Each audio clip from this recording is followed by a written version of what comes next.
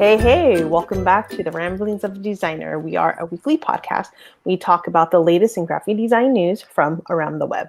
Hey, my name is Terry, and I'm one of the co-hosts, and I'm a UX UI designer from the Bay Area. I help bridge the gap between products and their end users. I'm here with Adam, who helps run the podcast. So Adam, take it away. Hey, my name is Adam. I'm a freelance designer from the San Francisco Bay Area. I specialize in visual UI design with a little bit of illustration. I like to give companies character.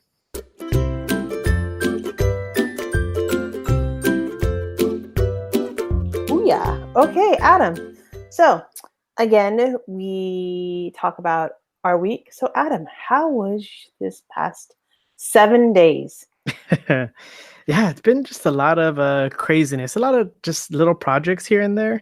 I've been trying to catch a break, but I mean, it's all good stuff. So I welcome it, but it's also a lot of stress because I'm trying to manage so many different expectations between so many different people, and then also family life, because all this other stuff is extracurricular. So I'm doing it on my own time, and then trying to be a good dad at the same time, and trying to be a good husband, and trying to find the time to do all these things. And so it's been kind of tough wrapping it around lately. But it's okay. I see the light at the end of the tunnel soon. I have one more kind of big project to tackle, and then everything should be hunky-dory. Other than that, I mean, it's been pretty exciting stuff. So I've been getting to work on all these fun projects. And so, just in it, still in it. What about you, Terry? How was your week? Well, yours sounds a lot busier than mine. Pretty much on the weekend, I was able to do some house stuff because it was raining.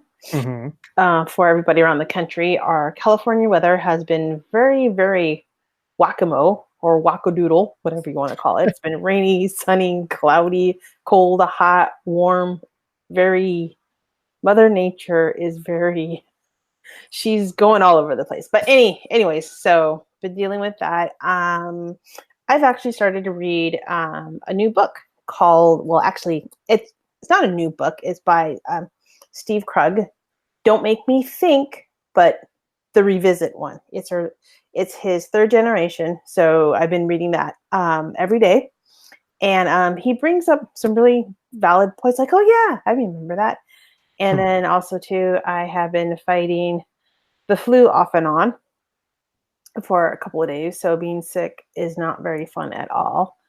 But other than that, just trying to stay healthy. And just like you, Adam, just trying to get, family life and side projects and everything like that. And I sent out a couple more emails to find out for 2020 for conferences, see how that's going. So I applied for one.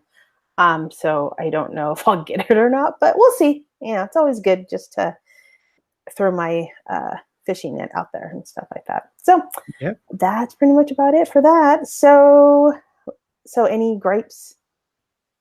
Oh, yeah. I should have a bunch, but I don't have any right now. A bunch. I forgot, we haven't been doing them lately, so I haven't been kind of keeping track. What has been really grinding my gears lately? I guess you don't have anything. Okay, that's fine. Yeah, I can't think of anything. You? Okay. Anything for you? No, just getting sick, kind of. That's my only gripe, I think. Big news, articles, news, big news, headliner news. Not anything big news. I have some articles, but not anything that's like, like breaking news for the week. Breaking news. Yeah, me neither. The only breaking news I saw was, I think Kansas, they had like a big tornado or like hurricane and stuff like that. Like, whoa, out of nowhere. So that's the only thing that I could think of on the top of my head. Okay, so let's go to the articles.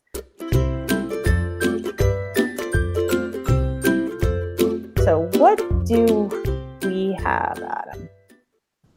Yeah, well, the first thing I want to talk about is Pizza Royalty. Now, what does that mean? What is that all about? So Round Table, the famous Round Table pizza brand that you've probably know of, right? It's kind of like one of the top pizza companies in. I don't know if it's just the West Coast, but at least I grew up with having it being like one of the biggest pizza organizations. Yep. Well, they just came out with the new brand identity, and so they wanted to harken back to, I guess, old times, Knights of the Round Table, and they really kind of went for it this time around.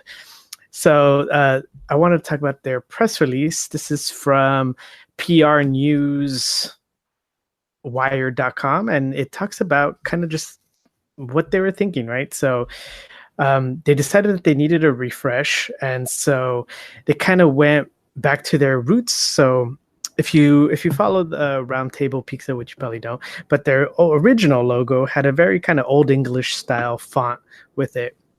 This new logo that they have, it kind of harkens back to that a little bit. It's very squarish, very it has just these slight little angular serifs everywhere, and it's interesting.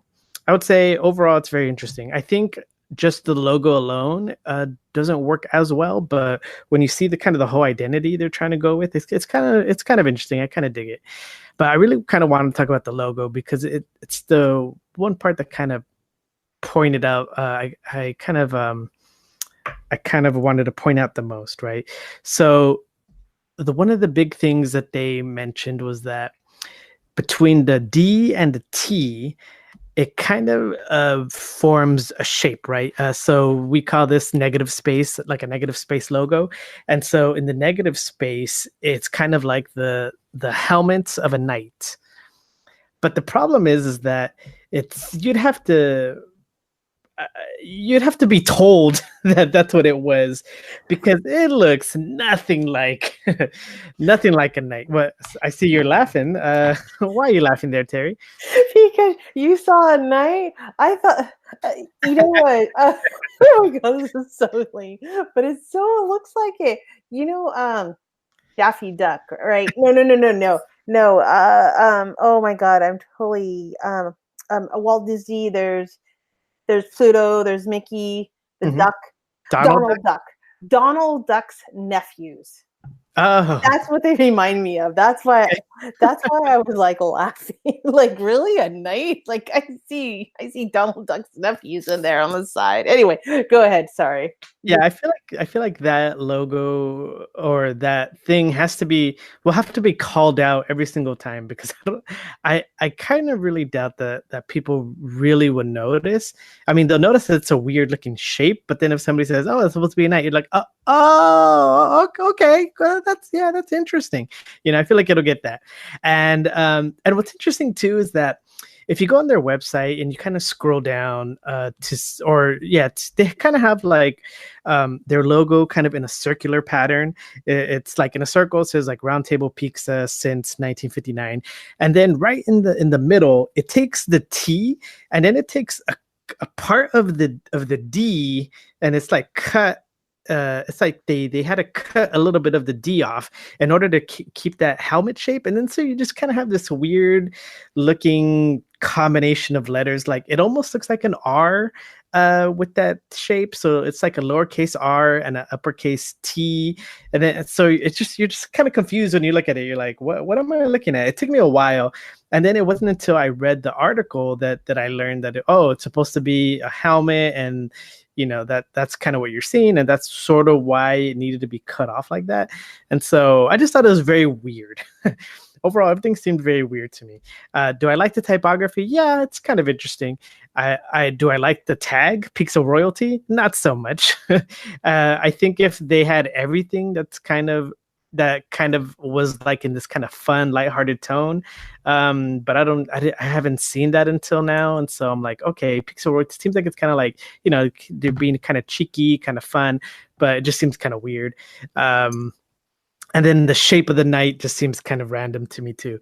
So I just have a lot of issues with it. But like I said, when you see the kind of redesign that they have throughout the rest of their store, I think it looks kind of interesting. Think it looks kind of good, kind of like a mall, like something you'd see at a mall for some reason. That's kind of the what I hearken to. But yeah, I mean, Roundtable. Let's see. Let's see. It'd be great to see what the new pizza boxes look like. I would say overall, it definitely is. I don't know if it's an upgrade to what they used to have. That what they had definitely needed to be updated. It's very, very old looking, but I don't know if this actually improves their brand any. Do you have any thoughts? Well, I'm looking at their logo evolution from 1959 to the year 2019, and I do have to say the first two logos that what they had, those were their best. Oh yeah. To be perfectly honest with you. Yeah, I definitely like the second one. Yeah. Is it Yeah. the black Second and one's really white? nice. Yeah, it's nice. It's super simple, super subtle. It's just they use a regular serifed font. And then what they have their icon, this three little flag kind of banners that sit right on top of the logo. Very nice, very simple. When they moved to their current logo, they kind of made it more very, I guess, 90s, so everything's kind of like cartoony. Yeah, cartoony. Everything's skewed. You still have those three kind of banners, but they're like kind of all three of them are kind of skewed to a certain angle and stuff. And so it's fun, but it's very outdated. Yeah, but I mean, I have to give them props for trying something new, breaking out. So it's definitely different. I mean, it's not hideous or anything like that. It's like, oh God, the total just off or anything like that. It's, maybe they have, that was a walk, right? They missed a couple balls there. They didn't really hit a grand slam. Maybe they just had a single. But I mean, it's not totally bad, but no. it's just different. But I'm looking at the whole area of it. I feel like the first and the second logo the best, because as you stated before, it's very simple. It's there. It's not too big, not too small. It's just it's like, here it is, boom, bang. So. And even that, I would say, is slightly outdated, but it could easily you have a lot more places to go with that second logo than I think so too. Kind of what you have now. I don't know. I just thought it was kind of interesting. It's fun when companies have new brands, just so we can all make fun of it. Make fun of it. Oh my God. Nah, I try not to, but but something like this is just kind of like when I have to go, then I want to talk about it. And so this one kind of made me go, But yeah, that's what I got. That is Roundtable's new updated branding. Terry, what do you have? Wow, well, mine's not as spiffy as yours, but since you're talking about different things, well, this is by NNG, which is the Nielsen Norman Group, and this was written by Paige. I'm not going to pronounce her last name. It was dated on May 12th, 2019. And the topic was split buttons definition. So she gets a summary. It's like, a split button is a dual function menu button that offers a default action as well as the possibility of choosing a different action by selecting from a set of alternatives. So she goes into actually explaining what it is. It's basically, it's a larger area of tools that it can be overwhelming, but at the same time, is it too much information on the user? So maybe having the split button that actually reduces the visual and they can be actually grouped together. So it can be a drop down, but also it offers a one-click access. So anyway, she goes into more into that, as having visual separate arrow button. That should be a button, or should it be different? So I find it really, really interesting because she gives an example about Adobe Photoshop. For example, she attempts to this size and issue, then place takes of the arrow within the bottom right hand corner, but it actually splits out, allowing and requiring, you can actually click and hold other gestures anywhere to actually open the button, right? So it's just very interesting. And then, and then she carries on saying, use text labels for split buttons. Interesting. So, and there's other tips, and she also talks about persistent split buttons. And the reason why I brought this up, because no matter where you go on your phone, on a website, any kind of visual device that you have to tap or gestures, they'll always have buttons. And normally I haven't seen too many articles on like split buttons. It's only like the basic buttons, right? So I thought it was kind of interesting. So what do you think, Adam?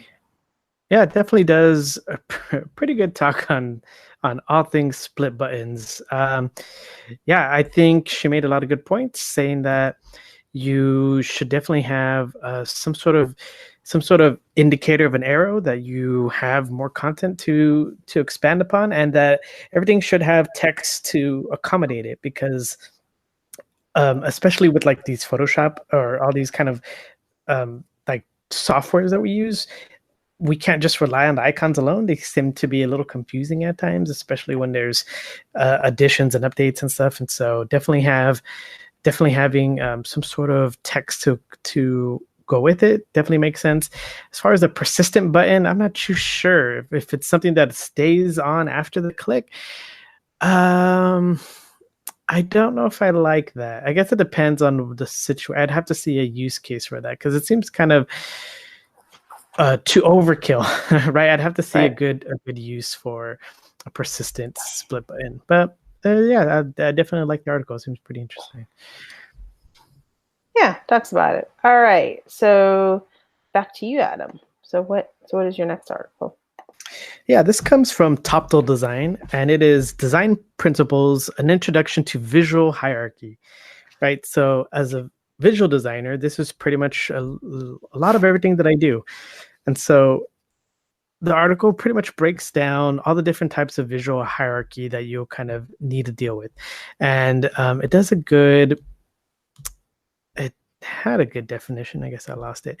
Well, it says most design hierarchy, so how hierarchy started in the beginning, they said a lot of these visual principles came from print. And that's sort of where they're started from, and that they haven't really changed since. And so they're saying that there's a lot of different considerations that needs to be updated since then. But this article kind of gives you the pretty basic ones. So it pretty much says that when you're dealing with visual hierarchy, you're dealing with size, color, shape, distance, proportion, and orientation. Right. And so that's pretty much the key things to consider. And he kind of starts with color, right? So he says pretty much color is one of the most color in itself is, it has the most impact, right?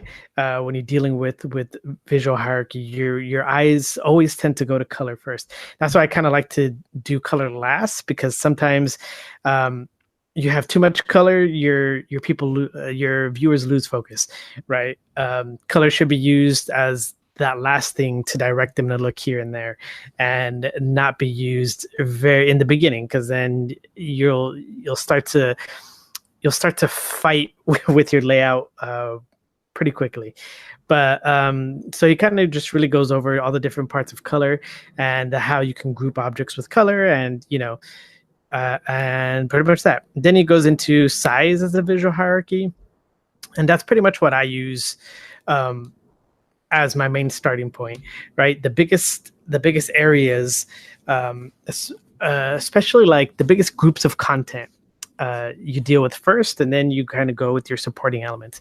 He kind of gives an idea of Instagram, how Instagram, it's pretty much 80% photo, and then the rest of it's all supporting elements, right? And because that's what it's made for. It wants you to focus on the images, and so everything else is secondary.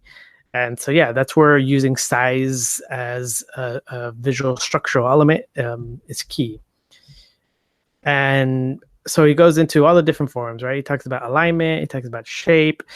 He talks about, so he gets into what he was talking about how it needs to be modernized. So now there's motion as a visual hierarchy, and that, since we didn't have to deal with that in print, that now this is a new tool that we can pretty much use to our benefit. So he's talking about like kind of like motion tips, right? Gesture tips, where you want to kind of give hints to your viewer that they can do a certain action, or or there's more of something here, that now we have this kind of these little motion gestures that we can use to activate those hints and allow and remind people of interactivity.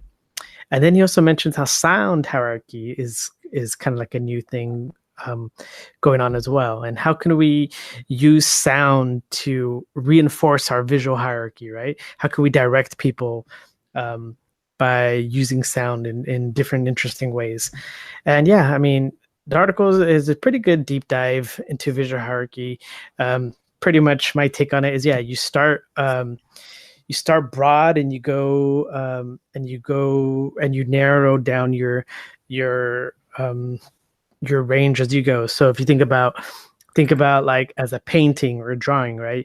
If you're going to start with a painting, you're going to use very big, broad brushes. And then as you get more detailed, then you start using the smaller brushes. Same thing with visual hierarchy. You start doing big old chunks of shape, of size, of just groupings. And then you just pare it down little by little as you start placing things here and there. And so, yeah, I mean, that's, the article says pretty much everything. So I will leave it to you all to read. Terry, do you have any input, anything to add? Yeah, actually, I like this one paragraph. It's towards at the bottom. It's about sound. It says, sounds themselves can be so complex that they establish an entire mood or a message of a design before anything visual is perceived. Just as color backdrop established a mood, a sound can sit in the background or provide feedback in a UI, such as responding to the tapping of a button on mobile. But this is pretty interesting. In his last sentence, the principle of the technique is basic, but the creativity with which it can employ is where magic can happen.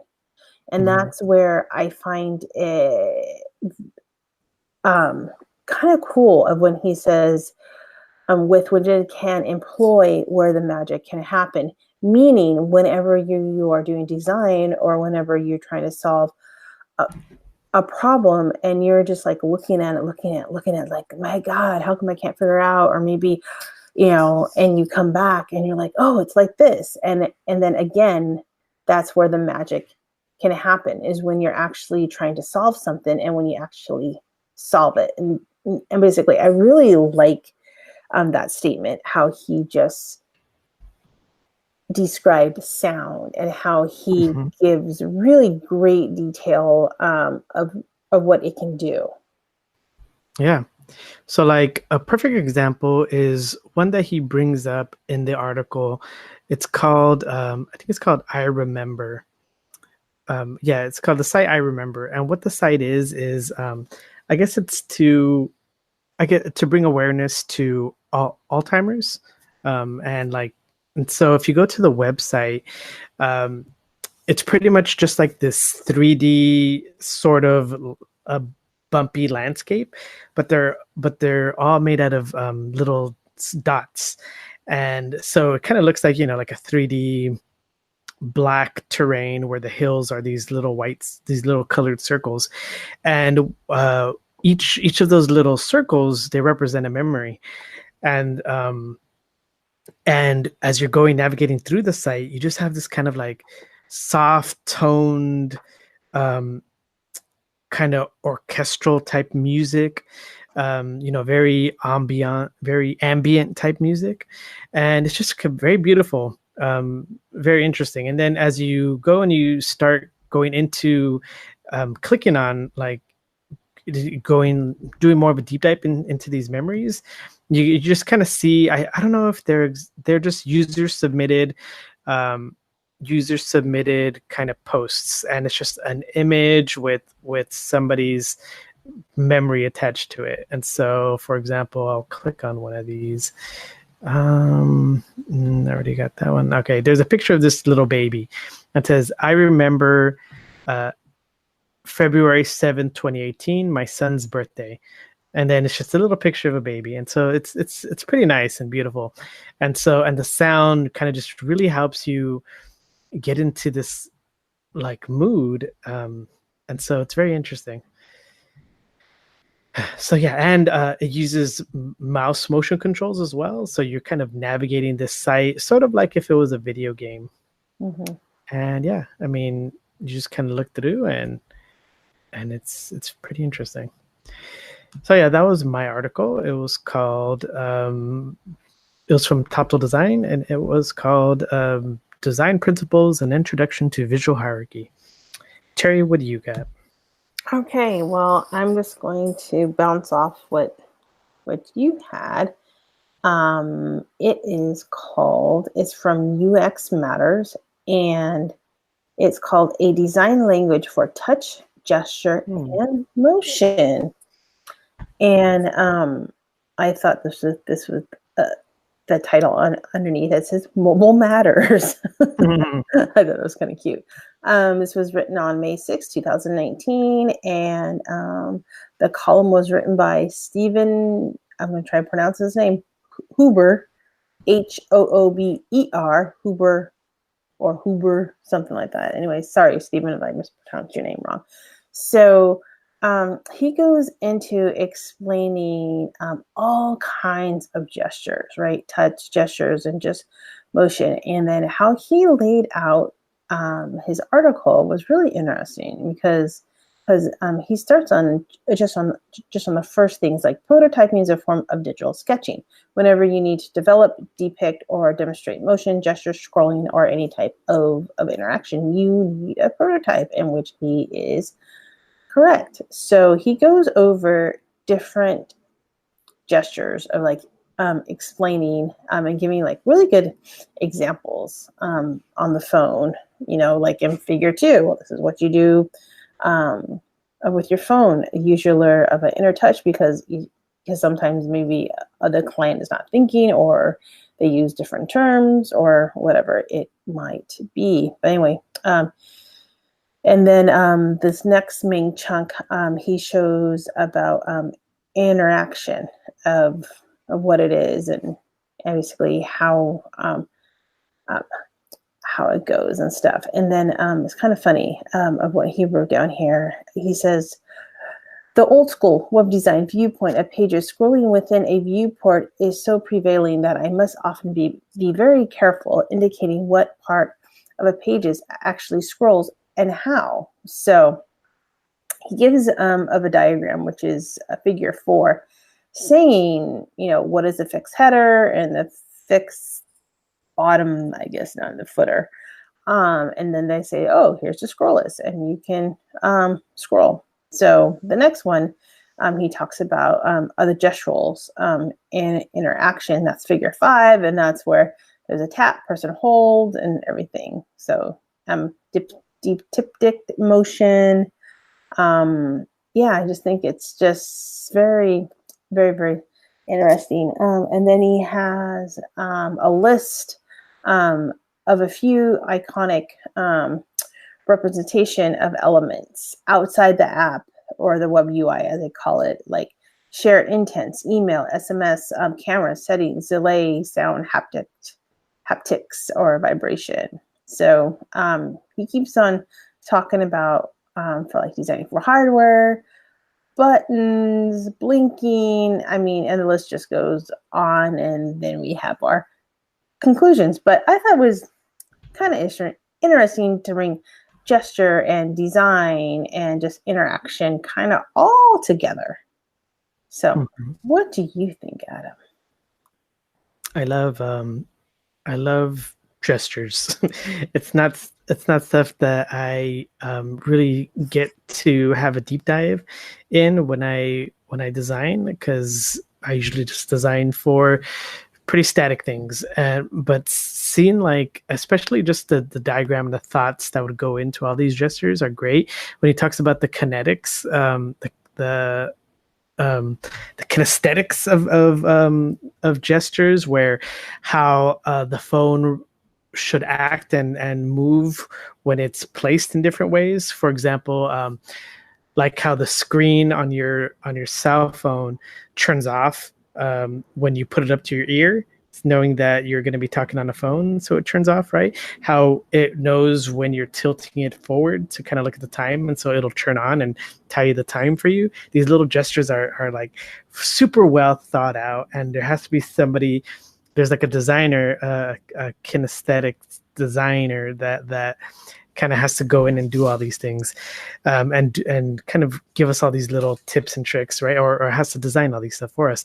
And it'll be interesting to know if any of this flip bendable phone technology will catch on, because that opens up a whole new range of different motions that we're going to have to design for, and so, or gestures for. And so it's just interesting, like everything about especially the documentation of it as well. I think what he's talking about was the best way to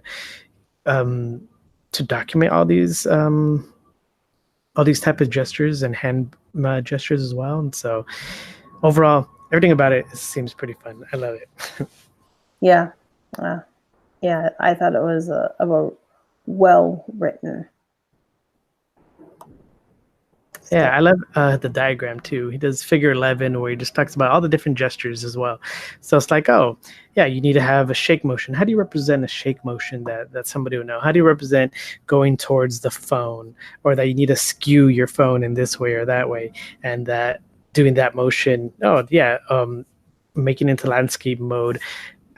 Like, how do you represent that? And then how do you show that your screen changes when you do that? And so it's interesting. Cool. All righty. Well, I have one more, but I'm just going to do, just give you the name of the title and who wrote it, and you guys can go to the show notes and kind of read it. It's kind of like, what do they say in the cliffhangers, I guess, on the movies? But we'll do a cliffhanger in the podcast. Sorry, okay. That didn't come out too well, but oh well. Anyways, it is from Indeed. Her name is Annie Jarvis, and I thought this was, to me, I thought it was kind of neat. And the title is A UX Director's Secret Revealed. How embarrassing mistakes help me become a better design leader. I thought this was extremely important because we always hear about people's positive stories and how their they got there. Yeah, all the wins, like, oh, I work at XYZ company, and like, whoa, this person is doing all these things. And they never talk about how they got there or what mistakes they made to make them feel, to get better. So I'm going to leave this article at the end of the show notes, and you guys can actually read about it. And she gives her own opinion and her own mistakes and just everything. And it's a really great, meaty read, and you can take from it too as well. So it's only of a 5-minute read. So I will leave it as that. Awesome. All right. All right. Terry. So Adam. Terry? Tag, you're it. Go. No, you go ahead. Okay. Well, I think we're done. And Adam, so where can they find you at? You can find me on Twitter. That's at Adan Cepeda. That's at ADANZEPEDA. And you'll pretty much just see my my post of when the podcast comes out. But if you send me a tweet, I'll reply with a message that'll tell you when the podcast comes out. Right. And I'm on Instagram at adanz.design. So Terry, what about you? Where can we find you on the internet? You can definitely find me on Twitter, and my handle name is Flaxenink. It's FLAXENINK. All right. I think that's it for Adam and I, and we want to wish you guys a great week. Yeah. Bye. Bye.